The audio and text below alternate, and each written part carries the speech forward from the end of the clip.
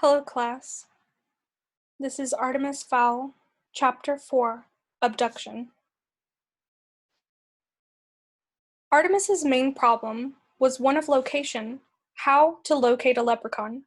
This was one sly bunch of fairies hanging around for God knows how many millennia, and still not one photo, not one frame of video, not even a Loch Ness-type hoax. They weren't exactly a sociable group, and they were smart too. No one had ever got his hands on fairy gold, but no one had ever had access to the book either. And puzzles were so simple when you had the key. Artemis had summoned the butlers to his study and spoke to them now from behind a mini lectern. There are certain rituals every fairy must complete to renew his magic, explained Artemis. Butler and Juliet nodded, as though this were a formal briefing. Artemis flicked through his hard copy of the book and selected a passage. From the earth thine power flows, given through courtesy, so thanks are owed. Pluck thou the magic seed, where full moon, ancient oak, and twisted water meet, and bury it far from where it was found, so return your gift into the ground. Artemis closed the text. Do you see? Butler and Juliet kept nodding, while still looking thoroughly mystified. Artemis sighed. The leprechaun is bound by certain rituals, very specific rituals, I might add. We can use them to track one down. Juliet raised a hand, even though she herself was 4 years Artemis's senior. Yes? Well, the thing is, Artemis, she said hesitantly, twisting a strand of blonde hair in a way that several of the local louts considered extremely attractive. The bit about leprechauns. Artemis frowned. It was a bad sign. Your point, Juliet?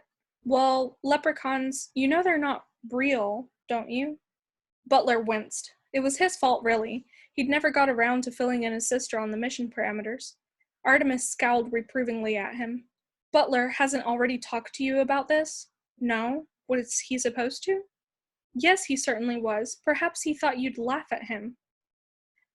Butler squirmed. That was exactly what he thought. Juliet was the only person alive who laughed at him with embarrassing regularity. Most other people did it once. Just once. Artemis cleared his throat. Let us proceed under the assumption that the fairy folk do exist, and that I am not a gibbering moron. Butler nodded weakly. Juliet was unconvinced. Very well. Now, as I was saying, the people have to fulfill a specific ritual to renew their powers. According to my interpretation, they must pick a seed from an ancient oak tree by the bend in a river, and they must do this during the full moon. The light began to dawn in Butler's eyes. So all we have to do is run a cross-reference through the weather satellites, which I already have. Believe it or not, there aren't that many ancient oaks left, if you take ancient to be 100 years plus. When you factor in the river bend and full moon, there are precisely 129 sites to be surveyed in this country. Butler grinned. Stakeout. Now the master was talking his language. There are preparations to be made for our guest's arrival, said Artemis, handing a typewritten sheet of A4 to Juliet. These alterations must be made to the cellar. See to it, Juliet. To the letter. Yes, Artie. Artemis frowned, but only slightly. For reasons that he couldn't quite fathom, he didn't mind terribly when Juliet called him by the pet name his mother had for him. Butler scratched his chin thoughtfully. Artemis noticed the gesture. Question? Well, Artemis, the sprite in Ho Chi Minh City? Artemis nodded. I know. Why didn't we simply abduct her? Yes, sir. According to Chi Lun's Almanac of the People, a 7th century manuscript recovered from the lost city of Shishamo, once a fairy has taken spirits with the mud people, that's us, by the way, they are forever dead to their brothers and sisters, so there was no guarantee that that particular fairy was worth even an ounce of gold. No, my old friend. We need fresh blood. All clear? Butler nodded. Good. Now, there are several items you will need to procure for our moonlight jaunts. Butler scanned the sheet. Basic field equipment, a few eyebrow razors, nothing too puzzling until... Sunglasses? At night? When Artemis smiled, as he did now, one almost expected vampire fangs to sprout from his gums. Yes, Butler, sunglasses. Trust me. And Butler did, implicitly. Holly activated the thermal coil in her suit and climbed to 13,000 feet. The hummingbird wings were top of the range. The battery readout showed 4 red bars, more than enough for a quick jaunt through the mainland Europe and across the British Isles. Of course, the regulations said always travel over water if possible, but Holly could never resist knocking the snow cap from the highest Alp on her way past. The suit protected Holly from the worst of the elements, but she could still feel the chill sinking into her bones.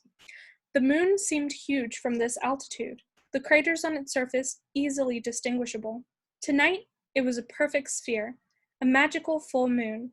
Immigration would have had their hands full, as thousands of surface-sick ferries were drawn irresistibly overground. A large percentage would make it, probably causing mayhem in their revelry. Earth's mantle was riddled with illegal tunnels, and it was impossible to police them all. Holly followed the Italian coast up to Monaco, and from there across the Alps to France. She loved flying, all fairies did. According to the book, they had once been equipped with wings of their own, but evolution had stripped them of this power. All but the sprites.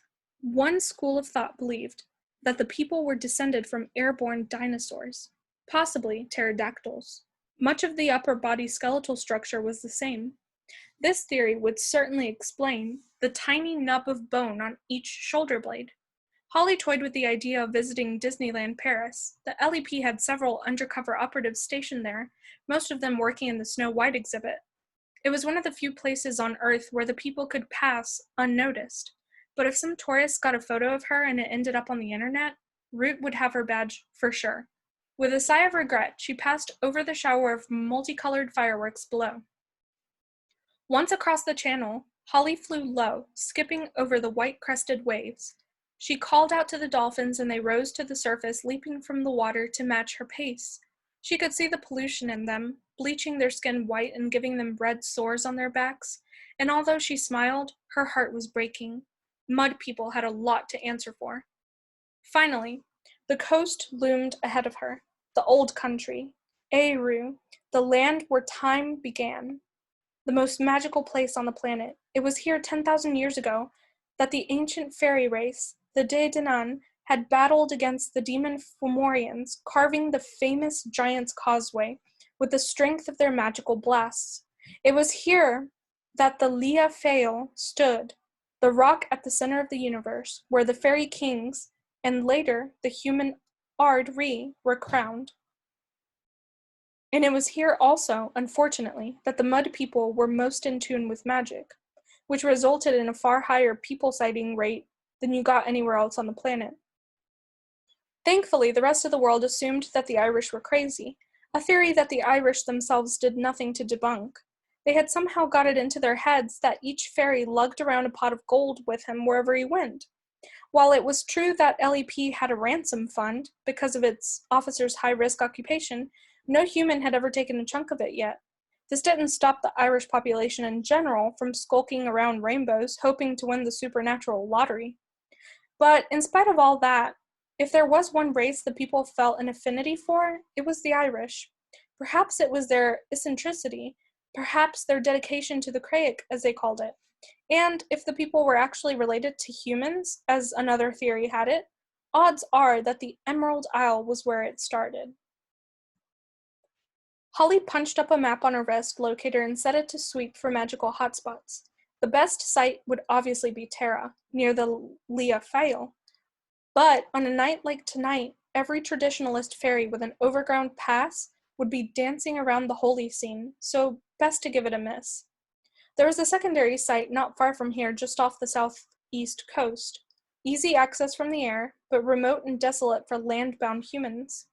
Holly reined in the throttle and descended to 90 yards. She skipped over a bristling evergreen forest, emerging in a moonlit meadow. A silver thread of river bisected the field, and there, nestling in the fold of a meander loop, was the proud oak.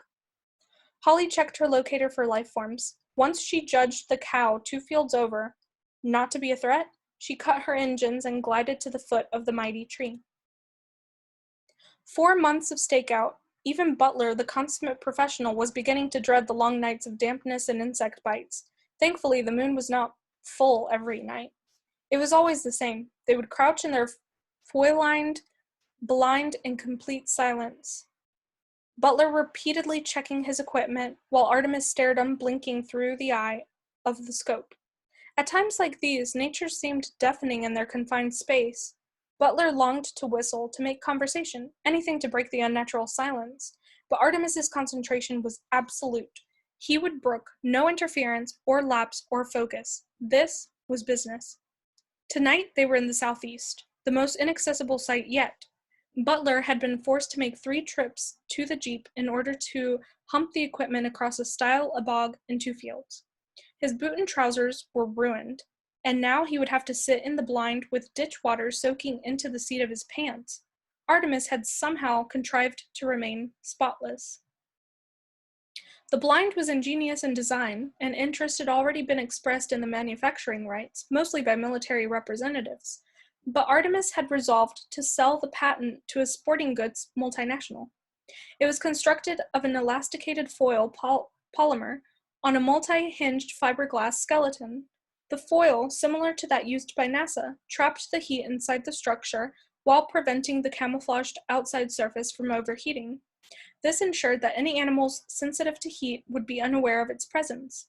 The hinges meant that the blind would move almost like a liquid, filling whatever depression it was dropped into. Instant shelter and vantage point. You simply placed the velcroed bag in a hole and pulled the string. But all the cleverness in the world couldn't improve the atmosphere. Something was troubling Artemis. It was plain in the web of premature lines that spread from the corners of his deep blue eyes. After several nights of fruitless surveillance, Butler plucked up enough courage to ask, "Artemis?" he began hesitantly. "I realize it's not my place, but I know there's something wrong, and if there's anything I can do to help." Artemis didn't speak for several moments, and for those few moments Butler saw the face of a young boy, the boy Artemis might have been. "It's my mother, Butler," he said at last. "I'm beginning to wonder if she'll ever—" Then the proximity alarm flashed red. Holly hooked the wings over a low branch, unstrapping the helmet to give her ears some air. You had to be careful with elfin ears. A few hours in the helmet and they started to flake. She gave the tips a massage. No dry skin there. That was because she had a daily moisturizing regime, not like some of the male LEP officers. When they took off their helmets, you'd swear it had just started to snow. Holly paused for a minute to admire the view. Ireland certainly was picturesque. Even the mud people hadn't been able to destroy that. Not yet, anyway. Give them another century or 2. The river was folding gently before her, like a silver snake, hissing as the water tumbled across a stony bed. The oak tree crackled overhead, its branches rasping together in the bracing breeze. Now, to work. She could do the tourist thing all night once her business was complete. A seed. She needed a seed. Holly bent to the ground, brushing the dried leaves and twigs from the clay surface. Her fingers closed around a smooth acorn. That wasn't hard now, was it? She thought. All that remained for her to do was plant it somewhere else, and her powers would come rushing back. Butler checked the porta-radar, muting the volume in case the equipment betrayed their position. The red arms swept the screen with agonizing lethargy, and then, flash. An upright figure by the tree, too small for an adult, the wrong proportions for a child. He gave Artemis the thumbs up. Possible match. Artemis nodded, strapped the mirrored sunglasses across his brow. Butler followed his lead, popping the cap on his weapon's starlight scope. This was no ordinary dart rifle. It had been specially tooled for a Kenyan ivory hunter and had the range and rapid fire capacity of a Kalashnikov. Butler had picked it up for a song from a government official after the ivory poacher's execution. They crept into the night with practiced silence. The diminutive figure before them unhooked a contraption from around its shoulders and lifted a full-face helmet from a definitely non-human head.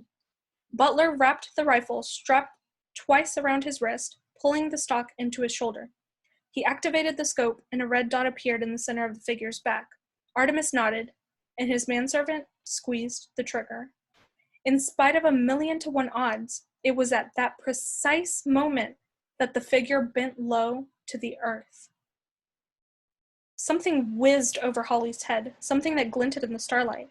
Holly had enough on-the-job experience to realize that she was under fire, and immediately curled her elfin frame into a ball, minimizing the target.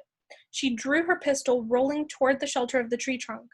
Her brain scrambled for possibilities. Who could be shooting at her, and why? Something was waiting beside the tree, something roughly the size of a mountain, but considerably more mobile. Nice pea shooter, grinned the figure, smothering Holly's gun hand in a turnip-sized fist. Holly managed to extricate her fingers a nanosecond before they snapped like brittle spaghetti. I don't suppose you would consider peaceful surrender? Said a cold voice behind her. Holly turned, elbows raised for combat. No, sighed the boy melodramatically. I suppose not. Holly put on her best brave face. Stay back, human. You don't know what you're dealing with. The boy laughed. I believe, fairy, that you are the one unfamiliar with the facts. Fairy? He knew she was a fairy?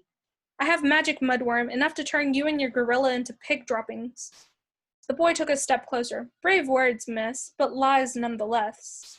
If, as you say, you had magic, you would have no doubt used it by now. No, I suspect that you have gone too long without the ritual, and you are here to replenish your powers. Holly was dumbfounded. There was a human before her, casually spouting sacred secrets. This was disastrous, catastrophic. It could mean the end of generations of peace. If the humans were aware of a fairy subculture, it was only a matter of time before the two species went to war. She must do something, and there was only one weapon left in her arsenal. The mesmer is the lowest form of magic and requires only a trickle of power. There are even certain humans with a bent for the talent. It is within the ability of even the most drained fairy to put a complete mind kibosh on any human alive. Holly summoned the final dribble of magic from the base of her skull.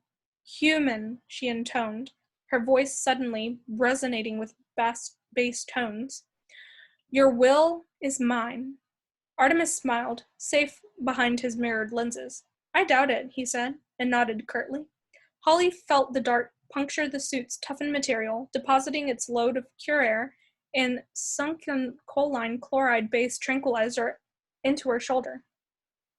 The world instantly dissolved into a series of technicolored bubbles, and try as she might, Holly couldn't seem to hold on to more than one thought. And that thought was, how did they know? It spiraled around her head as she sank into unconsciousness. How did they know? How did they know? How did they... Artemis saw the pain in the creature's eyes as a hollow hypodermic plunged into her body. And, for a moment, he experienced misgivings. A female. He hadn't expected that. A female. Like Juliet, or Mother. Then the moment passed, and he was himself again. Good shooting, he said, bending to study their prisoner. Definitely a girl. Pretty, too, in a pointy sort of way. Sir? Butler was pointing to the creature's helmet. It was half buried in a drift of leaves where the fairy had dropped it. A buzzing noise was coming from the crown. Artemis picked up the contraption by the straps, searching for the source. Ah, here we are. He plucked the view cam from its slot, careful to point the lens away from Butler. Fairy technology. Most impressive, he muttered, popping the battery from its groove. The camera whined and died. Nuclear power source, if I'm not mistaken. We must be careful not to underestimate our opponents. Butler nodded, sliding their captive into an oversized duffel bag. Something else to be lugged across 2 fields, a bog, and a stile.